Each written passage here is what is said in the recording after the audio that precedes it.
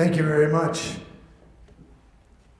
I appreciate what you're doing on this and everybody that was involved in putting this together.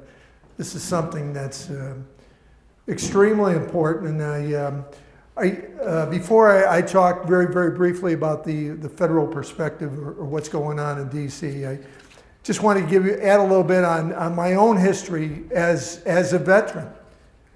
And because there's folks here that our lives have crossed different places. Yeah, I was 26 years in the Marine Corps and ended up, and I got to tell you, I was getting ready to retire, and I look at it and said, all right, Cook, what do you know how to do? I said, oh yeah, you've been a platoon commander, you've been a company commander, you've run up this hill, you know how to fire a machine gun, mortars, all this stuff. But how does that translate into the civilian side? It's like, oh my God. And I said, well, I can go back on the degree I had in college, where I was a history major. Oh yeah, there's a lot of jobs out there for history majors. And at that time, the first time I went through, my three priorities were football, education, and beer, not necessarily in that order. And now I'm retiring, even though I had a guaranteed income. It's like, what am I going to do with my life? And I think a lot of people, whether they like to or not, they're going to have to do that. And sometimes you have a tremendous amount of pressure, particularly young veterans that are getting out. They might be married, they might have children, they might have responsibility, they might be taking care of their parents or somebody else. And they don't have that freedom. All they know is they got to get a job or they got to do something, they got to do it quickly. And how they're going to make this transition from an environment which is kind of a unique culture. And I say culture because if you haven't been in the military, you don't understand it. And that's why it's very, very important when you're making this transition, you have to have somebody that understands that culture, or it's going to be very, very difficult to make that transition. Anyway, going back to what I was doing, I got out of the Marine Corps, so I said, well, I'm going to go back to school. And I actually started taking math courses because I wanted to go to grad school. I had to take the GRE and all those things. And the one thing, by the way, if you want to do well in grad school, you got to do speed math. And I hate speed math, but you have to do it.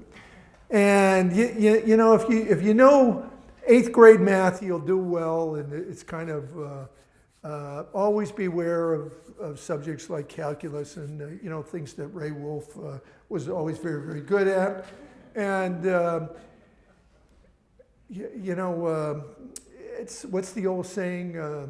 4 out of 3 people don't do well with fractions. Think about it, right? And that explained part of it. But to make a long story short, I got accepted to the master's program at Cal State and went down there. And here's Paul Cook, who in 4 years of college never bought a book. Suddenly, my life had changed. I had learned something in the military. I had learned self-discipline. I actually learned that, hey, you got to study. You've got to do your job. And here's somebody who actually, believe it or not, talked about the biggest miracle in the world was when I was nominated for and received the Outstanding Graduate at Cal State. And they were very desperate that year. But then I went over to UCR, and I actually had a double major there for a while. I tried to do both Russian history and political science till finally they caught up with me and said, hey, Cook, you're going to have to go with one or the other. You got to pick this and that. And I ended up as a political science major. And then what happened is I started teaching in a number of places, community college, taught at Cal State as part of the adjunct faculty, and for Clifford Young, and when he was running the program, and then even taught at UCR. So I was very, very fortunate in that I kind of used my background, particularly the fact that I learned certain things in terms of study habits, and kind of had my game plan, what I was going to do, and it turned out very, very well. And I certainly was not planning to go to Congress. I certainly wasn't planning on going into politics. I did want to get involved in policy issues more than anything else. And ironically enough, I'm in Washington, where I really, really enjoy the policy part of it. Politics, I hate. They're even worse than local, worse than Sacramento, and I think everybody kind of realizes that, because right now I think that's part of the reason we're so polarized. And instead of reaching a consensus on a lot of things, you know, you have this thing where people have this gridlock, and we don't. Contrary to a military way of thinking, you don't complete the mission, you don't get things done, and that really, really bothers me. And that's one of the things that I'm trying to deal with. Anyway, in regards to the federal perspective on veterans, I'm on the Veterans Committee, very, very outspoken. We've got about 3 bills going, and concerned with the VA, and the VA's been taking a lot of heat, and it's probably, I do have to tell you, it's probably the most bipartisan committee that they have. And I got 3 committees. And so I talk about the fact that it's very polarized. I'm on 3 committees that people actually get along. I'm on Veterans, I'm on the House Armed Services, and I'm on Foreign Affairs. And you really, really do get along. And quite frankly, some of my colleagues, Democratic colleagues from Sacramento, I know them. So in a building where you have 435 people, you do already have pre-established relationships, and you have credibility on the other side of the aisle, which translates into getting things done and policies done. The VA right now, tremendous amount of pressure. And this is from both sides, both the Democrats and the Republicans, because I think, and part of it is Congress's own fault from a good standpoint, because so many veterans programs have been expanded. And you got to remember that that age difference is getting up there where people are retiring, and a lot of people are trying to get veterans benefits, and the system is just, for the last 10 years, just slowly falling behind more and more and more. And the number of people, and quite frankly, a lot of the veterans that are trying to use the VA have given up. Particularly if they haven't had that focus, or if they've had some personal problems or domestic problems. It's like, you know, I just don't. So I'm kind of I'm pretty outspoken on where I want to go. And so we have a number of bills, and I was kind of shocked. And one of the things we got to do is, and you're talking to Paul Cook right here, Paul Cook, who has trouble turning on a cell phone, who my grandsons have to show me how to use a computer. I was obviously born in Jurassic Park, and I've been after the VA and the whole federal bureaucracy. Hey, let's get in the 21st century. You know, you cannot load up a group of veterans and drive 90, 100 miles all the way down there where they sit in a line, and 2 hours later, nothing is done, where maybe we could do that electronically. This is Paul Cook speaking. Or with a TV monitor to go over exactly what the problem is. Instead of wasting all that time, we've got to become more efficient. And a lot of these people aren't kids. A lot of them just getting together like that. They're not retired. They're out hunting for a job or this or that. So time is something that's extremely important. And the other reason or some of the things that I'm having. Sometimes I think in any large bureaucracy, and it's not just the VA, it's anybody in government, local government, state government, sometimes we operate in those functional silos where the right hand does not talk to the left hand. The services that are rendered, files get lost. It's very, very inefficient. I've seen it in the military. And it's constant. I've seen it in my office, you know, where somebody's doing something, they haven't talked to somebody else. And it's like, and that's why you try and get together and you exchange information and review the bidding on where we're going. And you review the mission. Bottom line, we're going to take care of the veterans. Why aren't we doing it?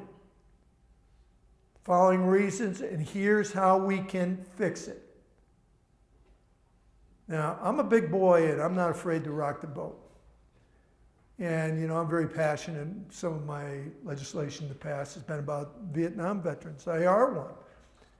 And I got to tell you, the Secretary of Veterans Affairs used to be Chief of Staff of the Army, a great guy. And he had us over for breakfast. I think there were 6 members, Democrats and Republicans, at his building. Nice breakfast, great breakfast. But I had too much coffee. I really, really did. So it's all over, and they're talking, and he had his staff, and they're talking, oh, we're doing this, this, and this. And I said, General, you know, I understand that. I said, I've heard this over and over and over again. I said, the clock is ticking, at least for senior veterans.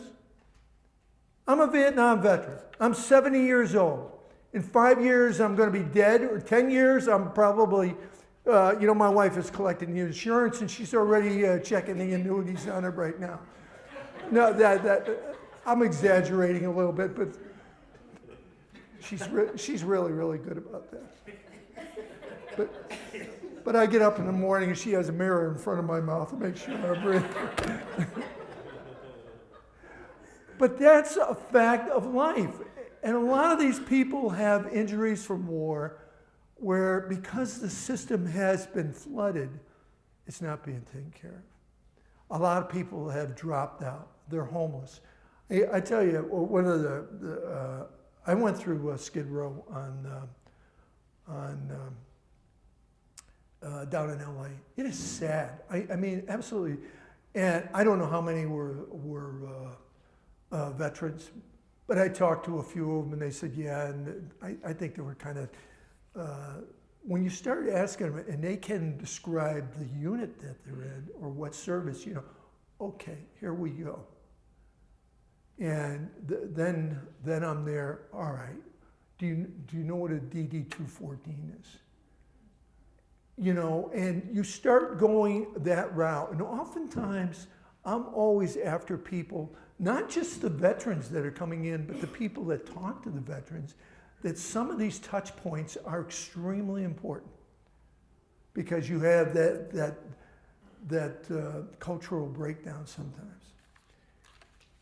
Anyway, so I get all excited about at the general, and I'm saying, you know, I'm a Vietnam veteran, and we're worried about this because a lot of people just don't think we have the time. It's a year and a half for the claim, and I talked to some veterans, and they're under the impression, right or wrong, that the VA is kind of giving up and they're just waiting for them to die. Why treat their claim now? And that's kind of shocking, but there's a lot of people that have that perception. So I said, General, I said, you know, I'm just a dumb grunt, a dumb Marine. But I said, you always remember one thing, you got to take care of your troops. And I said, when that perception is out there, or we've got people out on the street, or people we've abandoned, we haven't done our job. He says, Colonel Cook, you're absolutely right. And he said, well, you know, this and that. He says, oh, by the way, you'll never have breakfast in this office again. But it's true. And we have some veterans bills going through. One of them is, you know, to continue the program that we've had for homeless veterans, that the funding for that, and right now the federal perspective is they want to cut on everything. You have to prioritize. And I'm sorry, I'm going to keep those programs. I'm going to fight for those programs because it's nothing new. The bottom line is, hey, you called up certain people, said, hey, go into the armed forces. You might go to war. You might get killed. You might get wounded. And they did it. They completed their part of the bargain. Now we, as the federal government or the bureaucracy, have got to complete our part of it. So funding and everything else, we want to, there's a lot of people that are going to make sure that we try and have it. But we're also going to make sure that it's spent correctly. We're going to try and cut through the red tape. I got to tell you, I'm on a crusade. And this is when I was the chair of the Veterans Committee in Sacramento. And what we did, we started at 1600. All you civilians, that's 4 o'clock in the afternoon. And when you start talking about that, say 1600, we're going to stop. We're going to start. We're going to drop the hammer, and we're going to start. And if you use an acronym, you got to spell it out and say what it is. And if you use any 5-syllable words, they've got to be make sure that it's explained, because most 5-syllable words are written by lawyers for other lawyers that can only be understood by specialized lawyers. Sorry to all the lawyers in the crowd, but basically that's what it is. You want to communicate. You want to get it across. You want to make that environment such that people feel comfortable and they know where they can go for some of their veterans or some of their benefits and what they have to do. And a lot of people, have issues. They have mental issues. They have memory issues. And I think it's incumbent upon us to never forget that as professionals in the audience here. And you do, and these are some of the things it's very, very difficult sometimes. And as I said, from the federal standpoint, we've got to cut through so much of this red tape. We got to remember what our mission is. We got to remember who we're dealing with. We got to remember that we have to have empathy. But most of all, we have to remember that we got to take care of these troops. A lot of wars. World War II veterans are, a lot of them are dying. There's a guy in Congress that's on the plane. He's 90 years old, Ralph Hall, from Texas. And we're on the plane, and he was telling me about flying Corsairs and Hellcats in World War II. And, I'm a history major. It's like, what? He's telling me about when he went through the Navy, and Ted Williams was playing baseball. And I said, was he hitting pretty good? And this was at Pensacola. He says, no, Ted Williams was pitching. I said, no. Ted Williams was the left fielder for the Boston Red Sox and blah, blah, blah, blah, blah. So, no, we couldn't do it. I had to make it fair, so he was the pitcher. And it's like these vignettes, but he was talking about Lyndon Johnson and about how he ran for office. He stole Lyndon Johnson's idea of using a helicopter because Texas to campaign all over the place. And he said, they were getting after me in Texas. They said Ralph was getting too old. So what he did, he jumped out of an airplane and went skydiving. So he'd have all the publicity, and he still runs 2 miles a day. I can't make this stuff up. And yet, to me, it was kind of like you see so many veterans that they bring this fire in the belly. Sometimes the body is breaking down and everything like that, but and they go back to some of the things that they've learned. And our job is to I don't know, make sure we keep that fire going and just channelize it in the right direction. I was very, very fortunate. I went back, I used all my veterans bills. And then I started teaching, but I actually studied, I actually worked, I read, I actually got smart after all those years. I did everything backwards. But the programs that were available were absolutely outstanding, at least to me. And I see so many other ones. And it's frustrating when so many people have dropped out. And you have a thankless task, or anyone that works with them on it's a tough, tough job. So I'm going to ask some things from you. And that is, this is Paul Cook. Obviously, listening to me, you know I'm not a rocket scientist. And I always remember there's an analogy of a young sergeant that in the Army, and I'm a Marine, and of course I got Army people working for me, Matt, and between the two of us, I stepped on a booby trap, I got Purple Hearts. He's got a Purple Heart because he hit an IED, and if you want us to go through a minefield, don't take the two of us. You'll never get through it. But what was I talking about, Matt? You and about giving you an assignment, and that is that you're the experts a lot of time. You see the things that are right or wrong or what's working. You got an advocate right now. And I'll tell you, I'm not afraid to rock the boat. I mean, if I lose the next election, I lose the next election. I had a little argument, a lot of people in this room know that I had a little disagreement over veterans with Schwarzenegger. Oh, Paul, I love the veterans, they're fantastic, they're wonderful. Well, then governor, show it, do it. And if you have suggestions or what have you, I'm not afraid to rock the boat. And you have an advocate.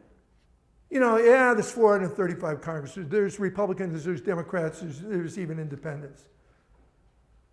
But I have a little bit of understanding because I've been there, done that. And I'm on the committees that can make a difference. Yeah, I'm a freshman, but I'm a squeaky freshman. I'm obnoxious sometimes. I really, really am. If I'm dedicated, I'm going to do it. What are they going to do? Give me a haircut and send me to Vietnam? They already did that. So, I've been talking quite a bit. I wanted you to get a little insight into me. I wanted you to get a little insight into federal perspectives. Yeah, it's frustrating. And my heartburn is oftentimes we have a lot of legislators that they're only interested in, their own ego and what have you. At my age, I should be at home. I should be, I don't know, doing things with my wife, although she wants to ride horses and, I don't know, go to spin or things like that. No, Jeannie, anyone knows my wife, she's great. She really is. She thinks I'm crazy, but I want to make a difference. And that's the only reason I ran. And I think I'm in a position to do it. So I'm going to ask your help when you have a suggestion. And don't complain about it. Everybody complains. I complain, everyone else. I'm going to say, okay, I understand what the problem is. You're the expert in this area. How do I fix it? And I was going to give you that example of, there was a young soldier in Normandy. And this was right after the landing. And they were working in that area called the Bocage. And the German tanks would channelize the American tanks, and the German tanks were much better than the American tanks. Sherman tank was crazy. Just bad. And they were getting a lot of them knocked down because they couldn't crash through the Bocage, that wooded area. So a sergeant said, the brass doesn't know what they're doing. He said, you know what they need? We'll take a girder and we'll put it on, weld it to the front of the tank. And he probably understood more about physics than Ray Wolf. And what this did, it created this opening where the tank could crash through. And he did it. And it worked. And it went up the line and everything else. And then one of the generals came down and said, what is going on here? And this young man in the trenches got it. And finally, somebody started listening to it, and they changed the whole thing just so they could break out of these channelized areas, and then they could concentrate a larger number of tanks, and 3 against 2 against the Panther tanks, and some of the other, even some of the bigger Tiger tanks, which you had to get a back shot because the front was just so tough. And it was a game changer because you listen to somebody in the trenches. So that is my call to you. I can't thank you enough for what you're doing. I wanted to share those things, and I'm going to throw it open for questions, and thank you for having me here. Thank you.